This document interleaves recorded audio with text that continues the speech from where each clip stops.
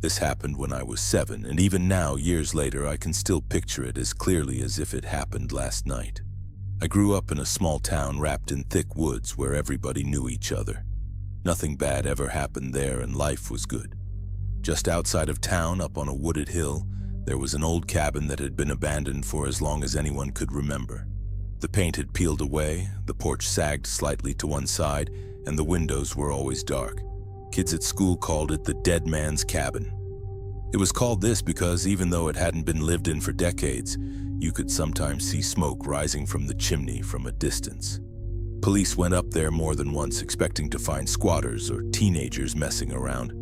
But each time they searched the place, it was empty. No sleeping bags, no footprints, no ashes in the fireplace, nothing to explain the smoke. Eventually, they stopped checking and the mystery just became part of the town. People started saying it was haunted by a ghost, and once that idea took hold, it stuck. The cabin was about a 20-minute walk from my house. Through the trees, you could just barely see part of it from my bedroom window. Since I lived the closest, my friends were always asking me about it during sleepovers. They'd press their faces to the glass and whisper, asking if I could see a ghost walking inside and if I'd ever gone up there. I always said no, but one night we decided to change that. It was a typical sleepover with me, Mary, and Diane. We were in our pajamas, sprawled across my bedroom floor, talking about random things the way kids do. Somehow the conversation drifted back to the cabin. I don't remember who brought it up first, but I do remember how it shifted into a game of truth or dare. Diane dared me to spend 5 minutes inside Dead Man's cabin, and I said yes immediately. But only if they came too. They hesitated, and I could see it on their faces. But none of us wanted to be the scared one. Living in a town that boring meant we chased excitement wherever we could find it. So getting the chance to meet a real-life ghost was all too exciting for me to pass up. So that night, we made the plan. We slipped out through my bedroom window barefoot, still in our pajamas, and headed towards the woods. We left our shoes and jackets behind so my parents wouldn't notice that we were gone.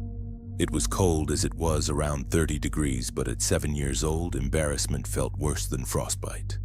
Plus, we all had something to prove, and neither of us wanted to back out of the challenge. It was stupid, but that's how we rationalized it. We finally reached the woods, and it was louder than usual that night. Crickets chirped endlessly, and every step sent twigs snapping beneath our feet. Mary kept glancing over her shoulder every few seconds, but we kept pushing. None of us said we were scared, but we stayed close enough that our shoulders bumped as we walked. When we reached the cabin, it looked exactly the same as always. It was dark, silent with no movement, so we climbed the steps and peeked inside. Nothing but blackness. I reached for the knob and pushed the door open. The first thing we noticed was the warmth. The second was the fire. A bright, steady fire burned in the fireplace, casting orange light across the walls. We hadn't seen any glow through the windows seconds earlier, but now the entire room flickered with firelight. That should have been enough for us to turn around, but instead we stepped inside. We'd been walking barefoot for over a mile in 30-degree weather, so we were all too eager to warm up by the fire. We sat on the wooden floor in front of the fireplace and huddled together with our feet out. Then all of a sudden the front door slammed shut behind us. We all jumped and spun around, but no one was there. "It was just the wind," Mary said with her voice shaking. As if things weren't creepy enough, we also heard shuffling footsteps from the next room over and decided to investigate. Diane took the lead down a narrow hallway lined with cobwebs, while Mary and I followed behind. As we walked, I noticed something strange. A few of the boards beneath our feet weren't nailed down. They shifted slightly when stepped on.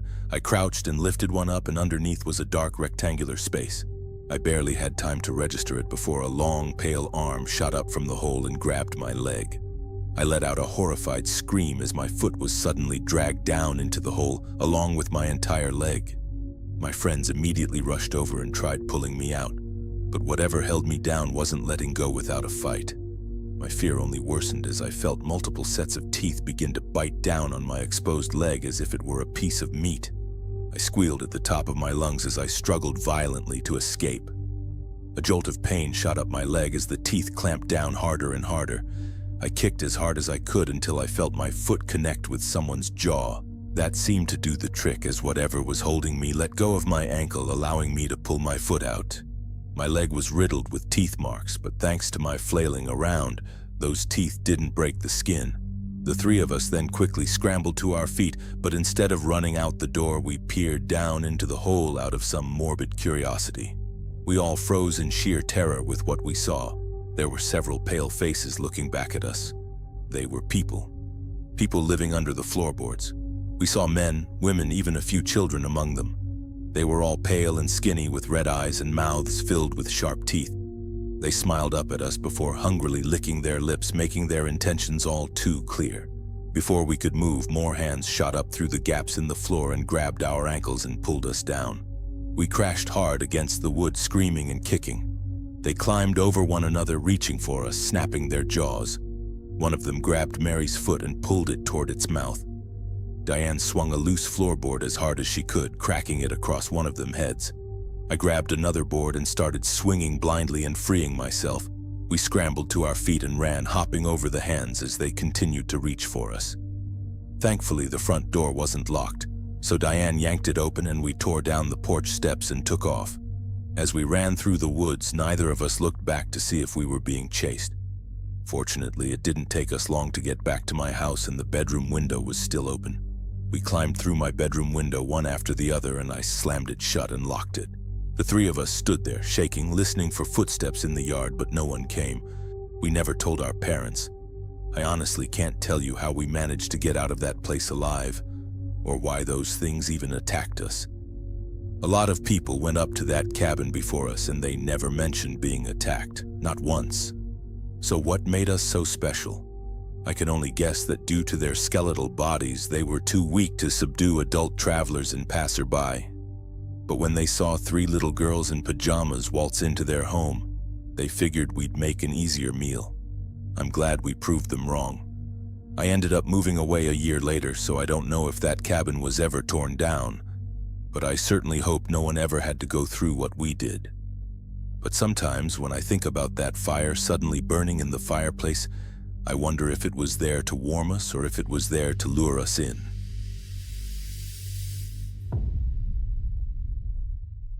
I used to run every morning at 5:15 a.m. until that morning. I'm a 32-year-old female that lives alone and I also work remotely. My neighborhood is one of those newer suburban developments with wide sidewalks, evenly spaced trees, and identical beige houses. At that hour, the world feels paused. No lawnmowers, no kids waiting for buses, just the hum of distant highway traffic and sprinklers ticking on. I always took the same route, down Alder Street, loop around the retention pond, then back through the stretch of older homes near the tree line. 3 miles, 40 minutes. I was done in no time, and nothing ever happened, that is until Tuesday. About halfway through my loop near the pond, I noticed a car I hadn't seen before. A dark gray sedan parked awkwardly near the curb. Then they switched the engine and the lights off.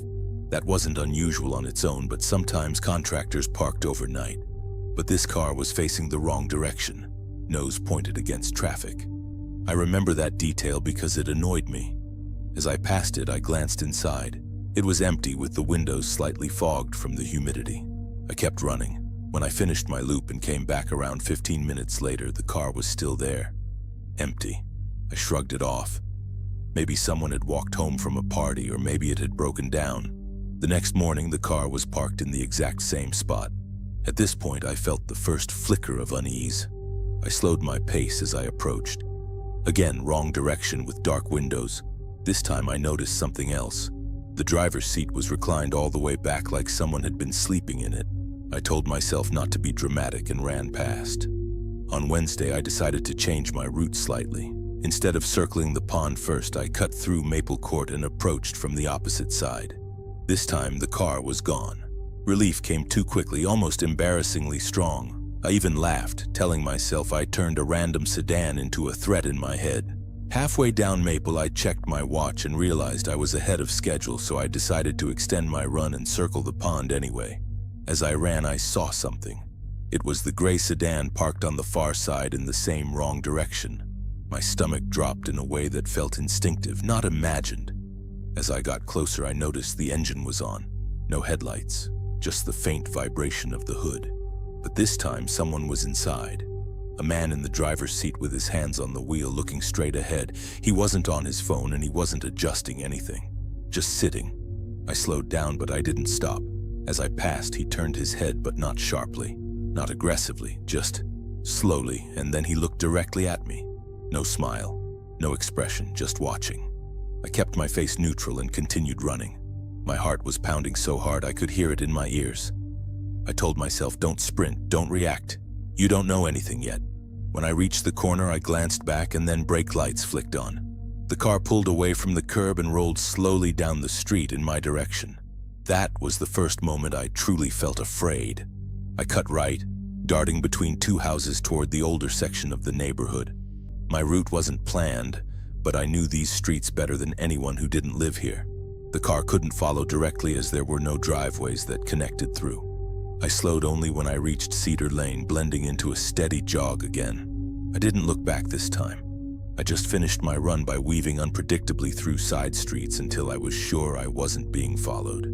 When I got home, I locked the door and stood in the kitchen shaking. I didn't call the police. What would I even say? A man looked at me in a parked car. He drove down a public street. It sounded thin, even in my own head, so I did something else. The next morning, I didn't run. Instead, I drove. At 5:10 a.m., I parked 2 streets away from the pond and waited in my car with the lights off. Then at 5:18 a.m., the gray sedan pulled up in the same wrong direction. They parked and shut the engine off. The driver stayed inside, reclined the seat slightly, and waited. But for who? For me? He wasn't randomly there, he was expecting me. I took out my phone and zoomed in just enough to capture the license plate. Then I drove straight to the police station. They took me seriously, more seriously than I expected. An officer ran the plate, and it turns out the car wasn't registered to the man sitting in it. It was registered to a woman. A 27-year-old woman reported missing 2 weeks earlier from a neighboring town. Her car had been flagged, but there hadn't been any confirmed sightings. Until that morning. I remember the officer's face changing as he processed that. Within an hour, 3 patrol cars boxed in the sedan near the pond. I wasn't there when they approached him, but later an officer came to my house. They found the missing woman's phone under the passenger seat with her wallet in the trunk. There were small brown stains on the rear floor mat that tested positive for blood. She wasn't in the car, and they still haven't found her. The craziest part is that the man they arrested lived less than half a mile from me. He had no prior record and worked as a physical therapist. He was also married with 2 kids. According to his wife, he left the house every morning at 4:45 a.m. to go to the gym. He wasn't at the gym. He was parked by the pond, watching and waiting. The police believe he'd been watching me for at least a week, possibly longer.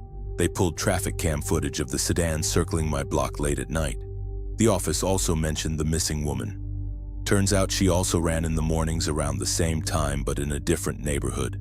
The police think he abducted her during one of her runs and then went back out hunting for someone else. For me, that is. I haven't run outside since. I drive to a crowded gym now and run on the treadmill with fluorescent lights and security cameras. I thought I would have gotten over it, but I kept thinking. There's a woman who went out for a morning jog and never came home, and I was the next victim.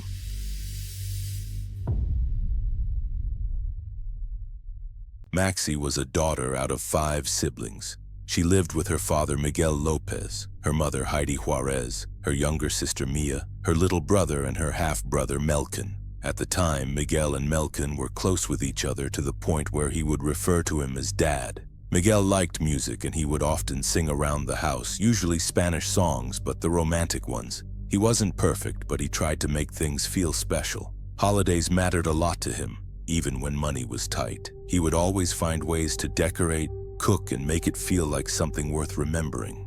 Miguel was also close to his brother Francisco Lopez, who he worked with for over 20 years. The two were inseparable since they were kids. Miguel was outgoing and liked to have fun. He would go out drinking with his brother Francisco, and when he'd come home, Heidi would yell at him and tell him to get out. She also really didn't like it when Miguel hangs out with other people. In 2012, Maxie and her family moved from a tiny apartment in Koreatown to a 3-bedroom house in South Los Angeles. She shared her bedroom with her younger sister Mia, and every night the girls would sit and talk for hours before going to sleep.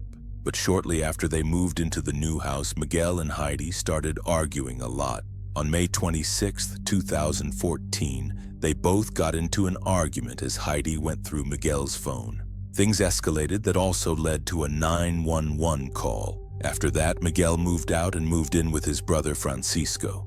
But when he moved out, Heidi would prevent Miguel from seeing his kids. She also took away Maxi and Mia's phone to prevent them from calling or texting Miguel, but this didn't stop him. Miguel would show up at the house and tried to call them from the gate, but Heidi would tell the kids that he's not their father and he doesn't love them. This would go on and on. Then on September 17, 2014, Miguel was at his brother's house when he got a call. Miguel seemed concerned and rushed out of the house. But after that night, Francisco never saw or heard from Miguel again, which was odd. As usual, whenever he called, Miguel would pick up. Flooded with concern, Francisco went to the house to see if he was there, but Heidi stated that she hadn't seen him all day.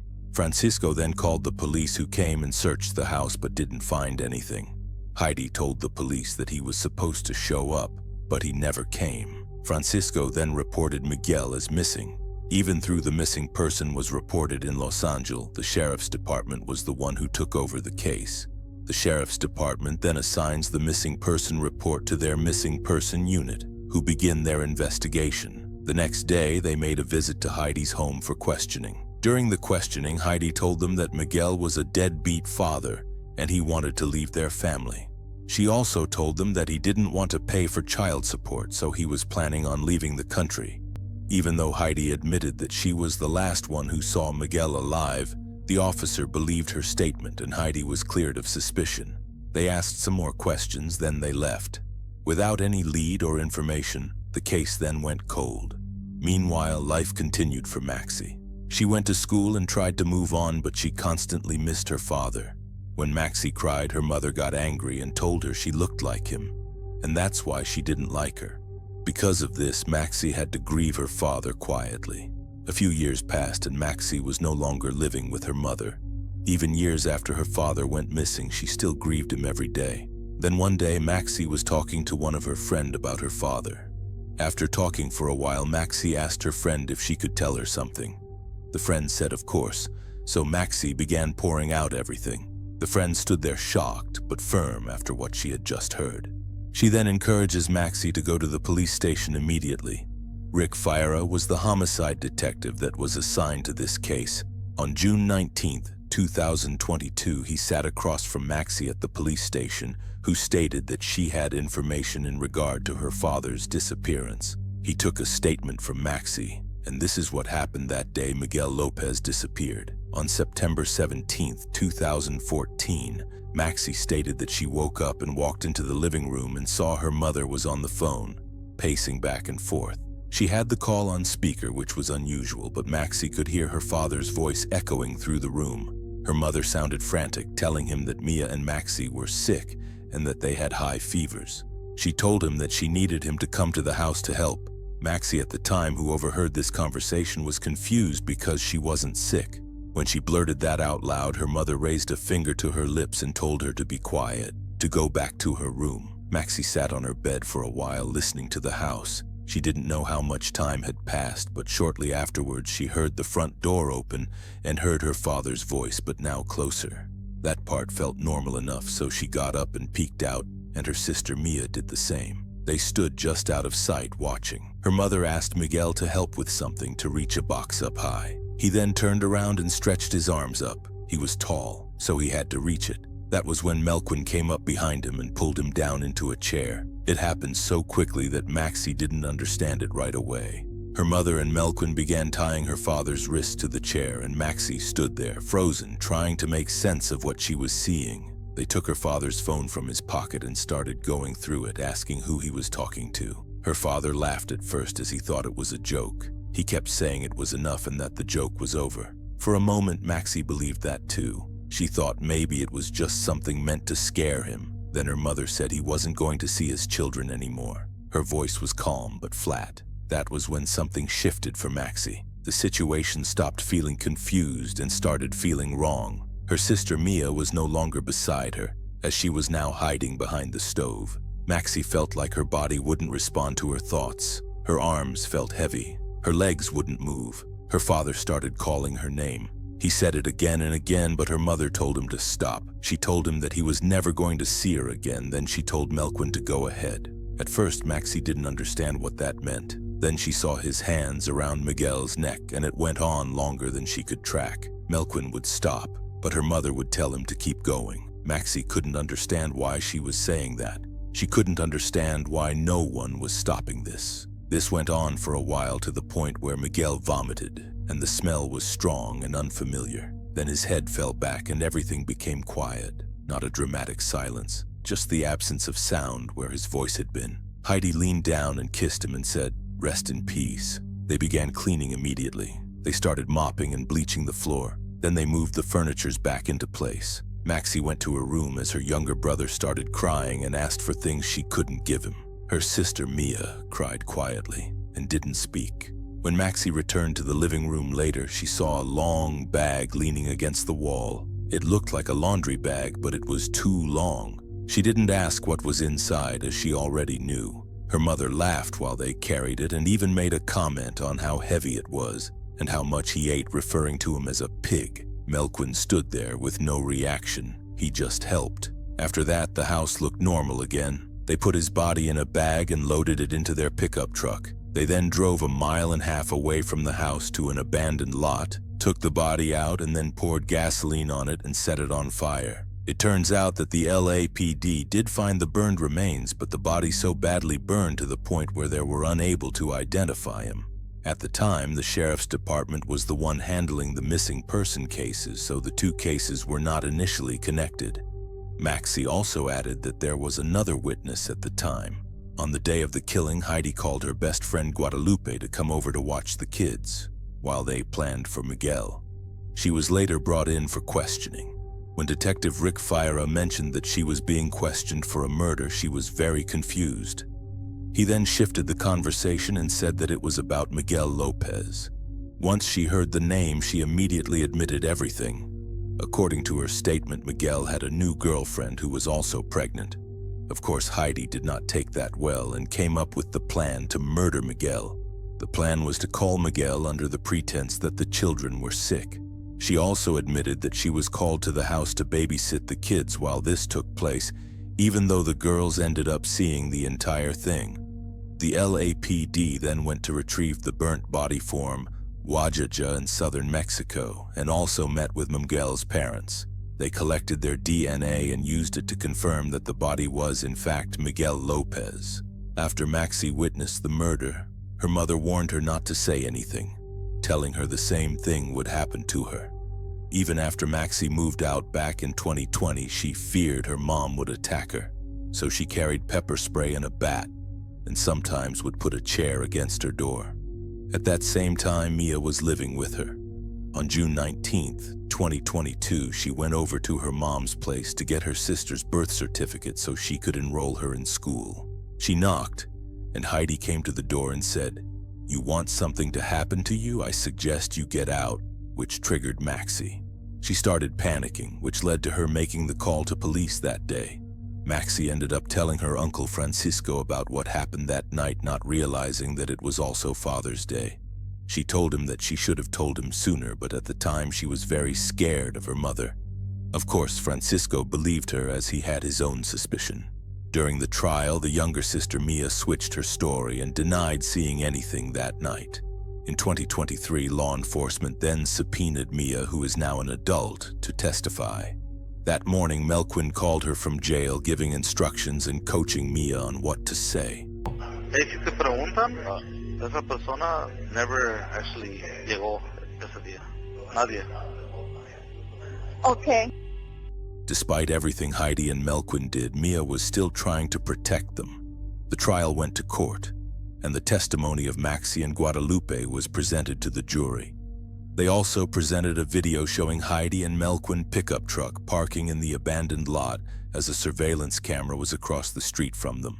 Heidi and Melquin were convicted of first-degree murder on June 26, 2025, and was sentenced to life in prison without the possibility of parole.